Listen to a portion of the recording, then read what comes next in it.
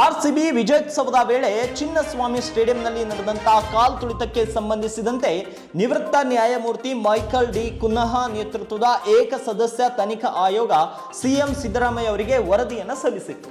June 4ರಂದು RCB ವಿಜಯೋತ್ಸವ ಅಂದ್ರೆ victory celebration ಸಂದರ್ಭದಲ್ಲಿ 11 ಮಂದಿ ಅಭಿಮಾನಿಗಳನ್ನ ಬಲೆ ಪಡೆದ ದುರಂತ ಸಂಬಂಧ ತನಿಖೆ ನಡೆಸಲು ರಾಜ್ಯ ಸರ್ಕಾರ ನಿವೃತ್ತ ನ್ಯಾಯಮೂರ್ತಿ ಮೈಕಲ್ ಡಿ ಕುನ್ನಹ ನೇತೃತ್ವದ ಏಕ ಸದಸ್ಯ ಆಯೋಗವನ್ನು ರಚಿಸಿತ್ತು.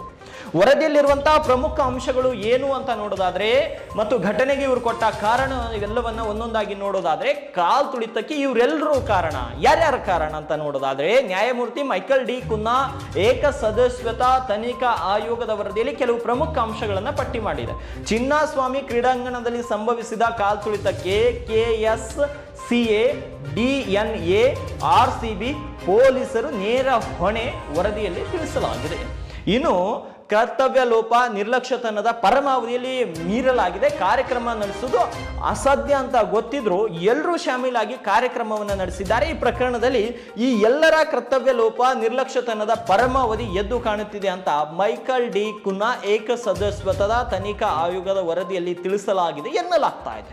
ಇನ್ನು ಬಂದೋಬಸ್ತ್ ವ್ಯವಸ್ಥೆ ಕೂಡ ಸರಿ ಇರಲಿಲ್ಲ. ಕಾರ್ಯಕ್ರಮ ಆಯೋಜಿಸಿದ ಬಳಿಕವೂ ಕೂಡ ಬಂದೋಬಸ್ತ್ ವ್ಯವಸ್ಥೆ ಸಮರ್ಪಕವಾಗಿರಲಿಲ್ಲ ಎನ್ನಲಾಗ್ತಾ ಇದೆ. ಅಷ್ಟು ದೊಡ್ಡ ಕಾರ್ಯಕ್ರಮ ಆಯೋಜಿಸಿದ್ರು ಕೂಡ ಕ್ರೀಡಾಂಗಣದ ಒಳಗೆ ಕೇವಲ 79 ಪೊಲೀಸರು ಮಾತ್ರ ಇದ್ರು. ಹೊರಗೆ ಯಾವ ಪೊಲೀಸರು ಕೂಡ ಇರಲಿಲ್ಲ. ಆಂಬ್ಯುಲೆನ್ಸ್ ವ್ಯವಸ್ಥೆ ಮಾಡಿರಲಿಲ್ಲ ಎನ್ನಲಾಗ್ತಾ ಇದೆ. ಇನ್ನು ಪೊಲೀಸ್ ಕಮಿಷನರ್ಗೆ ಮಾಹಿತಿ ಇಲ್ಲ. RCB ವಿಜಯೋತ್ಸವ ನೋಡಲು ಜನ ಸಾಗರವೇ ಹರಿದು ಬಂದಿತ್ತು.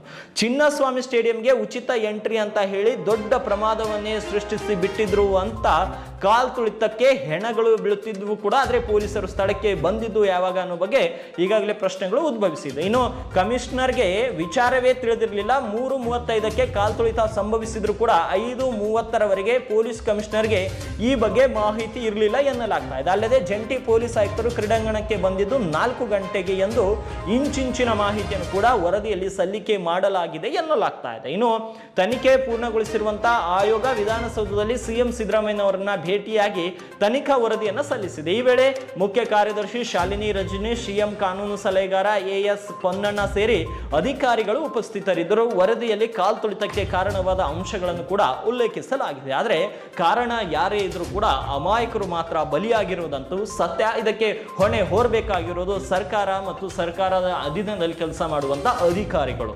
ಎಸ್, ಈ ಒಂದು ಕಾಲ್ ತುಳಿತ ಪ್ರಕರಣದ ಬಗ್ಗೆ ನಿಮ್ಮ ಅಭಿಪ್ರಾಯವೇನು? ಕಮೆಂಟ್ ಬಾಕ್ಸ್ ನಲ್ಲಿ ಕಮೆಂಟ್ ಮಾಡಿ ತಿಳಿಸಿ ಮತ್ತು ಈ ರೀತಿಯ ಲೇಟೆಸ್ಟ್ ಅಪ್ಡೇಟ್ಸ್ಗಳಿಗಾಗಿ ಚಾನಲ್ಗೆ ಸಬ್ಸ್ಕ್ರೈಬ್ ಮಾಡ್ಕೊಳ್ಳಿ.